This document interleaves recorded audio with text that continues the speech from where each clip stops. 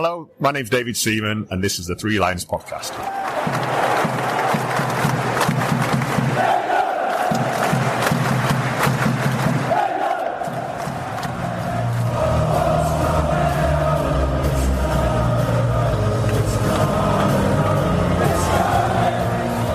Hello and welcome to the Three Lions Podcast. My name is Russell Osborne and this is an independent England football supporters podcast. I hope I find you well. Hope you had an enjoyable Christmas, and let me take this opportunity to wish you a happy new year, 2026. Here we are, a year, well, one that we all hope will finally break that 60-year hoodoo. 60 years. Oh, remember when Skinner and Baddiel sung 30 Years of Hurt? Man, that makes me feel old, doesn't it? Anyway, still, that's to come. And of course, nearer the time, we'll build up to that, the World Cup. But sadly, as fans, we're still in the same position as we were at the back end of 2025 with regards to tickets and FIFA and Infantino. I don't think it's going to go away very soon. Coming up on this episode very soon is a chat I had with Thomas Concannon from the FSA. Now, I would like to add that this conversation took place before the most recent guidance email came from ESTC, England Supporters Travel Club. But before I get to that, please, wherever you're listening to this pod from, just give it a rating for me, would you, please? 5 stars is always nice. A review, too. But, hey, give it what you think it deserves. Also, the show is available on social media. Just search Three Lions Podcast, a follow, a like. You know the drill. Maybe share it with someone you think may also enjoy it. That'd be cool. Also, I'll touch on this more when the Lionesses are in action and we look at doing a podcast on them. But many congratulations should go to Leah Williamson, who was awarded a CBE, and to Alex Greenwood, Kira Walsh, Georgia Stanway, and Ella Toone, who were awarded MBEs in the King's New Year's Honours. And also to manager Serena Wiegman, who was awarded a DBE, a Dame of the British Empire. Well done. It's been a fabulous year for them, wasn't it, 2025? As I say, I'll touch more on the Lionesses when they're next in action, but I just wanted to congratulate all of them. Well done. On to this episode, though.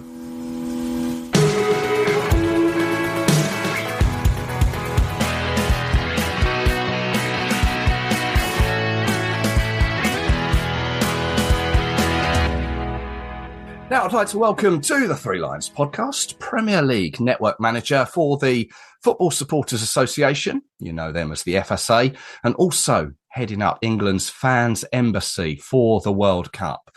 Thomas Concannon, hello there. How are you? You okay? Yeah, very well, thank you. Yourself? I'm very well, yes, can't complain. Good. Happy New Year to you. You too as well, yeah. Hope you had a good one. Yeah, always a good one, but always glad to sort of get it out of the way. Yeah, true.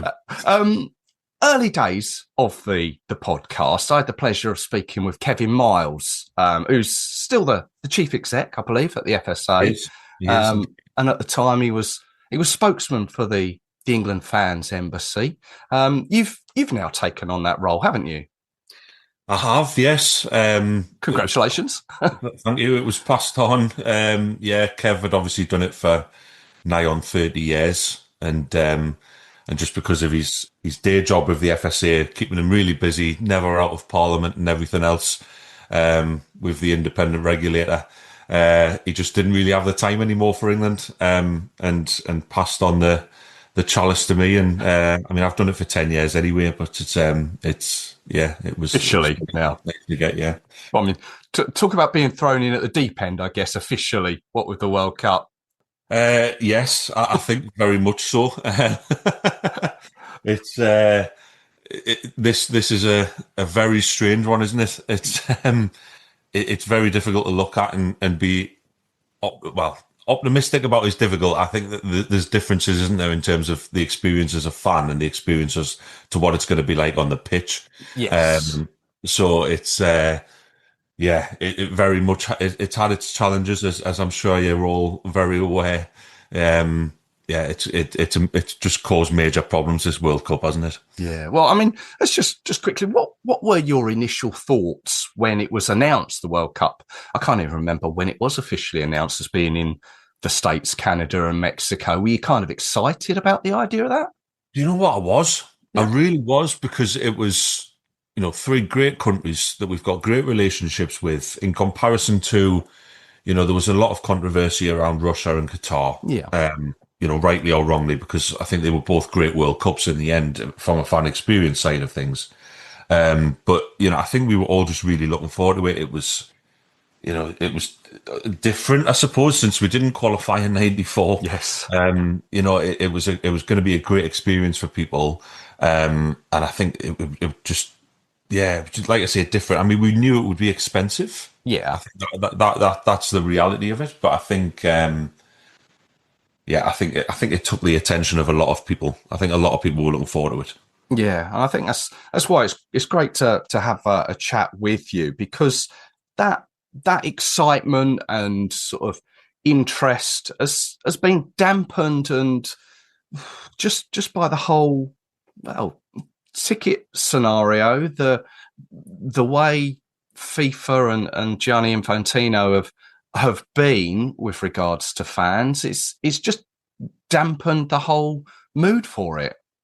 It really has, and God, Russell, you'll know people as well, like people that are priced out, people that deserve to be there, people that are completely priced out of going, because of these ticket prices.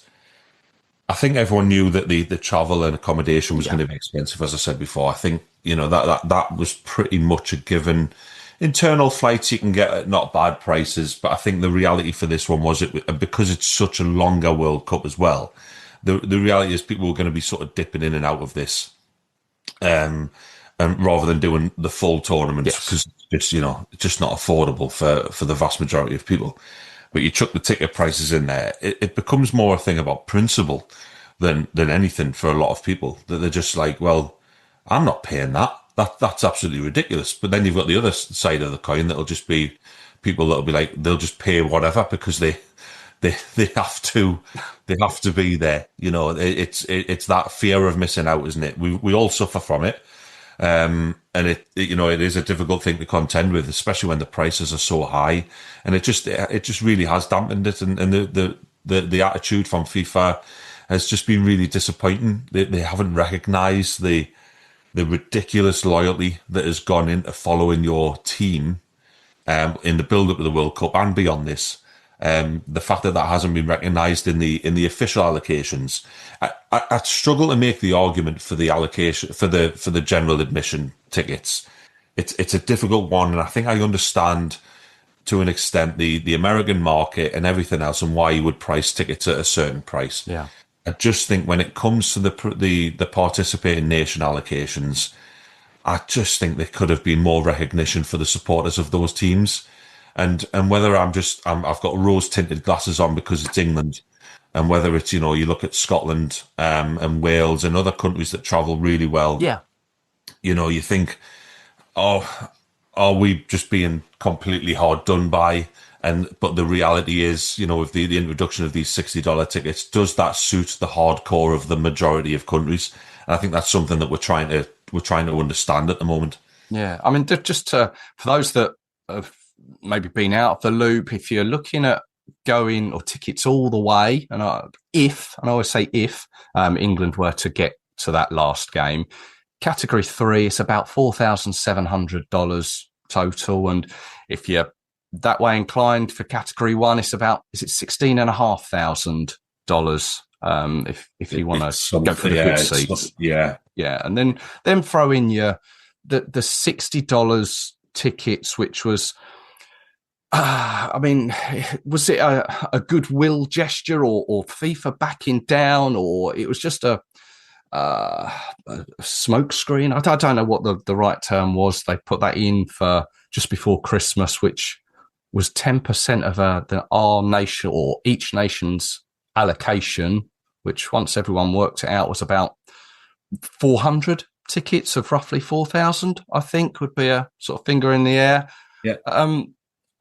As the Footballers Supporters Association, the FSA, what's your communications with who? Is it with FIFA? Is it with the FA or England Supporters Travel Club? Who do you speak to? Who are you trying to put the supporters' voice across to? Yeah. Anyone that'll listen. But the reality is, so we have a really good relationship with the FA through multiple strands, not just England. Right. Obviously, we have a structured dialogue with them where we talk about all issues across the game, and naturally England comes up. So we'd written to them back in October to air our concerns about the apparent high ticket prices. Obviously, nothing official had ever been released. No. Which was a farce in itself. But anyway, we'll leave that out. It was the fact that so we wrote to the FA and basically said, look, we're very, very concerned about the high ticket prices here. We're very concerned that we won't have any access to the Category 4 pricing, which is normally set aside for locals and everything else, but the price for Category 3 was very, very expensive. And then beyond that, but there was also other concerns around supporter safety. Obviously, there's a lot of discussion around heat and player welfare. But there's obviously, if you look at the kickoff times now that we're actually kicking off, sort of mid-afternoon, where it'll be extremely hot in some places. Now, some of the stadiums are covered, but some of them aren't. So what's in place for supporters in terms of travel to the stadium? Is there free water available at the stadiums? Things like that. Yeah. So we wrote to them about that. Those concerns were taken on board and raised, I believe, with FIFA. Obviously, we're not party to those conversations. But we also spoke to Football Supporters Europe. So we're a member of Football Supporters Europe, who are the sort of the right organisation to be pushing things on an international basis. So they have the way into FIFA, they have the way into UEFA. Obviously, they have a really good relationship with UEFA to air those concerns. So we've been sort of following the lead a little bit of Football Supporters Europe, whilst also pushing out the specific England message as much as we can in the press to the FA. We've relayed our concerns both publicly and privately to the FA. About this in saying that the national associations need to be speaking up for their fans a lot more. Again, we believe that those concerns have been raised and that ultimately that fan pressure ultimately led to the introduction of these $60 tickets. But I think we all know, like I say, there's just not enough of them. No. To satisfy the demand that's there clearly from a team like England. It doesn't satisfy even the top cappers. So it's, it'll be interesting to see how it eventually falls when the ticket applications have closed and what is ultimately distributed. Yeah, because those ticket application or the closure of that, I believe, is the 13th of January. 13th of Jan, yeah. So what I have read is some people are saying get your application in early if you intend to go. And other people are saying, no, hold off, and don't do it. And that way our voice will be heard. It's a very confusing situation. And it's in a way that, and along with this, who will get a $60 ticket and how they'll be distributed is causing issues between our own fans, it appears. And it's, yeah, absolutely. And I've got sympathies with both sides of this, fans that want to stand up for what's right, supporters obviously concerned that they want to get the right data to know what they're applying for. I've got a little bit of sympathy obviously with the STC and the fact that they've got to deal with this as well, because they'll be putting out information to give people some guidance on where they stand in terms of what tickets they're likely to get. But then if they're still waiting on numerous applications, then that could obviously scupper those those results slightly. Yeah. So again, it leaves people in a little bit of limbo. And I think the importance of knowing exactly where you stand before the 13th is obviously really important, because I wouldn't be surprised if some people have applied in the hope that the prices come down. But the reality is, when it comes to the 13th and they see what they're due to be paying, that I wouldn't be surprised if that puts some people off. It would also be interesting to see what the data is like with regards to how many games are people doing here? You know, are they doing just one or two? Are they doing 4 or 5? Are they doing all of them? It'd be interesting to see the split of that as well. Not sure we'll ever get that data, but it just to try and understand the trends that supporters are taking into this tournament. I think, like I say, people want to do this tournament. It might just be that let's say the group games are the most popular because they're the cheapest ultimately, and that you can do them and then just go home. So, like I say, it'll be interesting to see the trends on that. But yeah, it's a very difficult one for, like I say, for the ESTC to give accurate data if people aren't submitting their applications. They're going to have to do them eventually anyway. And I'll be honest, I can't see anything changing with regards to pricing at this stage. I think they've spun the PR wheel. I think it's worked to an extent for them, because I think you noticed after the announcement of the $60 tickets, the noise slightly went away, even though we were trying. The noise, the attention sort of went a little bit.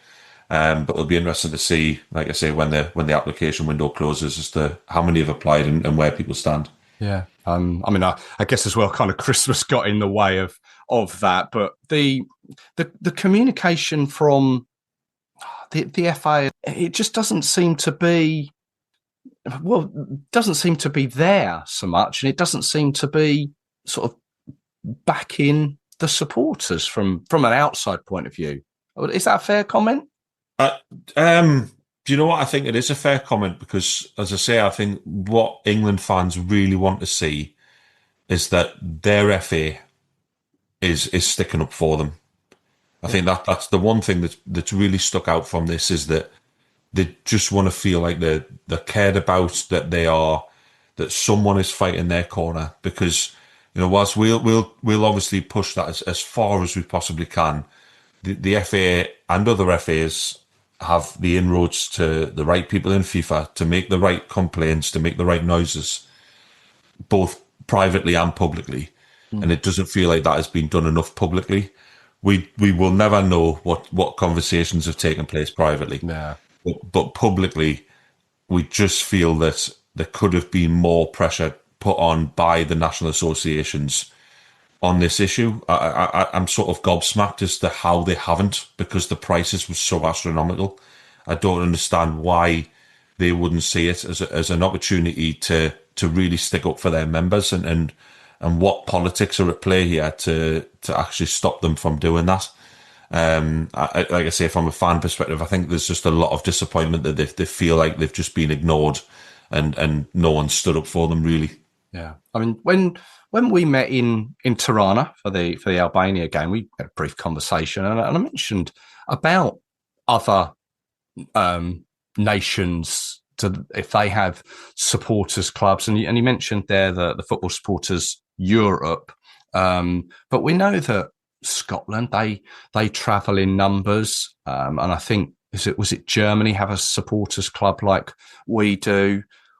Are you having conversations with them, and are they asking the same questions as we all are?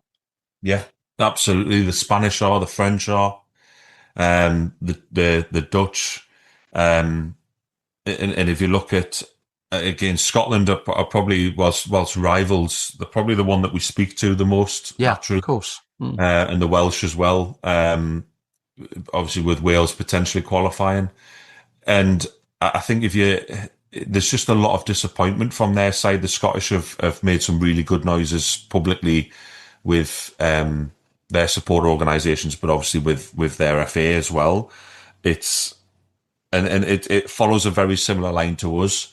I think the difficulties that Scotland have, obviously, is this is their first World Cup since '98, and like it or not, that they'll probably sell out. Yeah, totally understandable. Yeah. because the demand will be there. They'll want to be there. It's that FOMO again, isn't it? The fear of Yeah, missing out, and yeah, they'll want to be there. They'll just pay the prices reluctantly, and that's ultimately what FIFA are banking on. Well, yeah, you might not like it, but you're going to pay it. So let's just crack on with the tournament. That's ultimately how this feels. And it's really disappointing, but it still just doesn't make it right. And FIFA bang on about the money that goes back into the game and everything else. And they've got 150 million ticket sales. I mean, again, data that is just completely unfounded and unproven. How do you ever prove that 150 million humans have actually applied for those tickets? So yeah, it's just it's extremely difficult. And like I say, with those other nations, they are applying the pressure. Again, just meeting a wall of silence publicly from the FAs, and I think we're all just a little bit baffled yeah. as to why they haven't stood up for us here. Because we can look back to the summer just gone and the inaugural Club World Cup, and we saw the stadiums there being empty. But you look back even further to the '94 World Cup, and they say that was the most attended World Cup for tickets. I think ever sold for a World Cup. It's hard to see, like you say, they may have said 150 million tickets have been sold, and you kind of one hand, yes, I can maybe believe that, but on the other hand, I'm like, well, no, look at last year, it didn't happen. Is the interest really there? Well, this is it, and you can register interest, but ultimately not buy them because people are registering interest based on in the hope that they might get the cheaper tickets. Yeah. And it'll be really interesting to see sort of what the sales ultimately look like. I think as well, there is a concern that doesn't really get discussed a lot. But with dynamic ticket pricing being part of the ticket sales for the general admission tickets, what's to say that the demand for, let's say, England Ghana is actually really small, and that the dynamic ticket price ends up going really low, but England fans have ultimately paid a lot more. Yes. Through the because England, it's a set price. They'll argue, well, you're getting a guaranteed ticket. Yeah, but if the demand isn't there and ultimately FIFA try and sell those tickets last minute and they end up being really cheap like they were in the Club World Cup. I think was there a semi-final ticket available for $10? I think that was something I read about. Yeah, Yeah. in the Bizarre. Club World Cup. So I just wouldn't be surprised to see that happen at some games where the attraction just isn't there, and that they'll struggle to sell the tickets, and ultimately the fans of the participating nations have ended up paying more because this dynamic ticket pricing has driven the price down. That just doesn't seem fair. But again, none of this seems fair. No. Another in the long list of ways that fans of the participating nations have been completely screwed over. Yeah. My fear, and at this moment in time, I don't intend on going to the World Cup for Yeah. the price is a major factor, but I'm going to say my principles as well. But yeah, that's my own personal take. But my fear is the next World Cup, which we already know will be in Spain, Portugal, Morocco, and three others. But my fear is because of the ticket sales for this World Cup will be replicated in the next World Cup. And this is obviously after we've had the Qatar World Cup where the tickets were, a third of the price, roughly. Yeah, and it's a fair question to FIFA because what you tend to see is, and it's something that's been running through my mind as well. Are FIFA going to be happy earning less money from the next World Cup? Yeah. That doesn't seem right. It almost seems like doesn't look good on the boardroom sheets, does it? it doesn't, and almost like you get used to having the money that they'll get from this World Cup. So will they not want that again? But I really struggle to see how you would sell tickets at this price in Spain, Portugal, and Morocco. Exactly. Yeah. It'd be really interesting to see it, and maybe it's actually a case of they are completely milking this World Cup for as much as they possibly can, in knowing that they'll probably not get an opportunity like this in the future World Cups, because is the reality that they're going to are the prices going to be that high in 2030? I would be really surprised if they were. I think they'll come down a little bit and sort of be reflective of the local market. Although Spain's ticket prices it's not great. Right. I mean, I think if you remember, we played Andorra and Barcelona, and there was a lot of debate around the ticket. I think we paid, was it €60 or something, like 50 odd quid? I think it was 50 quid, but I think, didn't we really have to factor in that they would have to hire that ground? I guess that was my take on it. I think to an extent, yeah. But pricing in Spain is relative. But Portugal and Morocco, it won't be. And I think I'd be very surprised if it's at that price. And then again, if you look a little bit further down the line to 2034, are you going to be able to attract that many people to Saudi Arabia at the American ticket price costs? I'm not convinced you will. No. So again, it'll sort of have to come down, but it'll be subsidised in other means. And yeah, I just think for this one, they've decided to milk it for all it's worth, get as much as they can out of it, and go from there. Yeah, well, we live in hope. Yeah, exactly. I mean, I think it was shortly after FIFA had put those prices out, UEFA themselves came out with and I haven't got this to hand at the moment, but didn't they come out with some sort of statement saying that they would be more fan friendly? Why is there this difference between FIFA and UEFA? I think there's and this is all credit to UEFA here, because the pricing for the Euros in the last few years has just been superb. I think the amount of tickets available at a really good price, a really fair price, I think has been absolutely well welcomed by the supporters, and has ultimately made for brilliant tournaments. Yes. Whether I'm calling them brilliant tournaments because we've done quite well. Yeah. But I think that there's a difference, that the relationship with the supporters is there. They actually have fan dialogue. FIFA don't have fan dialogue. There's no relationship with supporters whatsoever. And I don't even think they have supporter services. I think it's more a customer service. And there's just stark differences between the two organisations, and I think UEFA have it absolutely bang on, in terms of the way that they sort of treat the hardcore support, and I hope that'll be reflected again in 28. It wouldn't surprise me if you can get 2 tickets for cheaper than a parking spot at the World Cup. Well, yeah. And it's little things like that. It's I think UEFA just have it absolutely bang on. Yeah, that's another thing, isn't it? Parking spot, you have to pay for that. You have to pay for I believe for the what do they call it? The fan venue. What do they call that? Yeah, the fan zone. Fan zone. Becky, yeah, pay to get into that. So we're into the new year, 2026. What is next for the FSA? Where do you go from here? Is it a case of just keep applying the pressure? It is. Keep applying the pressure. We'll obviously have security visits out to the US at some point, where we'll be able to sort of see the fan movement side of things. I think there's concern around transport, that a lot of these stadiums are built to drive to. So what's the public transport going to be like? And we've already seen some England fans trying to put buses on and everything else, which is peak England, everyone looking after each other, and I love that. And it's just trying to see what the situation will be for the fans that do travel, and ultimately see what we can do. And again, a lot of this will come back to the ticket sales. Are we undersubscribed? Are we oversubscribed for certain games? What ultimately happens to those tickets? What are ticket sales like across the rest of the ground? What's the expat interest? So are we still going to have tens of thousands of English fans in the ground? More than likely. So we've still got to do the normal tournament preparation. Obviously, we work closely with the FA from the supporter perspective, from a supporter safety perspective.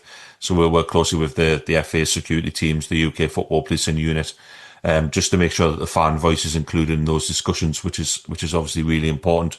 So I'll still be treating that as normal, but naturally through gritted teeth for this tournament because of all of the controversy that surrounds it. But yeah, we'll just have to keep an eye, and we'll keep having the conversations as much as we possibly can. As I say, keep an eye on the data and see if there's any buttons that can be pressed and apply the pressure. As fans, what can we do? I mean, we've seen that fans have written messages of their concerns, and you've mentioned fans already looking at organising transport between venues. There's been talk of protests at future games. What can fans really do? It's similar. It's making as much noise as you possibly can still. Yeah. Writing the emails and there'll be opinions split on this as to whether you want to protest or not. But if people want to protest, you protest. Football's not adverse to people protesting about things that are going wrong, and it's and supporters have always made their voices heard, and I think that's something that supporters should continue to do if they feel that it's right to do so. As I say, we'll do our part and speak internally with privately and publicly, but it's I think supporters they have to do what they feel is right to do, and I wouldn't be surprised if you see some sort of protest action at in the friendlies in March, for example. I just wouldn't be surprised, because it's I think people are really angry about this. There'll be a lot of really, really good people that have been priced out from going, and they'll be absolutely gutted about it, and they want to make sure that they've been heard. So I would, like I say, just keep writing those emails, keep making as much noise as possible, keep speaking to the press, keep the pressure on as much as we possibly can, because if we don't and we just accept this as supporters, then it's just, the worry is that it just gets worse. Yeah, there's plenty to digest there. Really appreciate your time, Thomas. Been great to speak to you on the pod. If people want to get in touch with the FSA or yourself or whoever the right person is to, what would you suggest? Where can we get in touch with you guys or follow you? Yeah, so we're on social media at We Are Free Lions, or at We Are the FSA is the main account. And you can contact us via info@thefsa.org.uk. If you ever want to get in touch and help out, obviously, you can sign up to be a member. It's completely free. You'll be joining around 500,000 other supporters in the country as well. So, just being a member is really great. It helps grow the supporter voice and give it credibility that it deserves. Yeah, and you mentioned Free Lions there, which is another conversation I think we should have for another day. It's always a great publication that comes out in and around match day on an away day. So just want to say well done on that to you guys. Thank you very much, Russell. I appreciate that. No, I appreciate your time. I know it's a busy time for you. I can just wish you all the best and keep banging that drum on our behalf, please. Yes, absolutely. Certainly will. Thank you very much.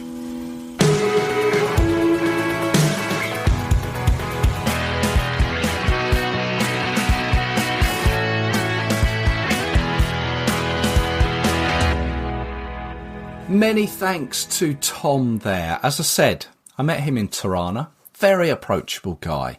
He was handing out the Free Lions magazine in the square, along with all the other FSA guys and girls. They do a great job. We are lucky to have them. As he said, they are on social media. Go give them a follow at We Are Free Lions on Twitter or X. There's loads of info there about the World Cup they've put on there too, and the whole ticketing situation. Plenty of advice as well. Now, speaking of the World Cup, I have an episode in mind where I chat with fans of our group opponents.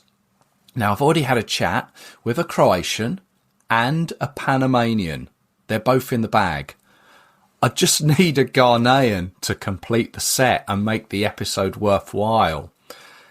If you happen to know a Ghanaian who knows his football onions and fancies a chat, please send them my way. I know by previous listening figures, how well these type of episodes go down. You seem to like them. I enjoy doing them.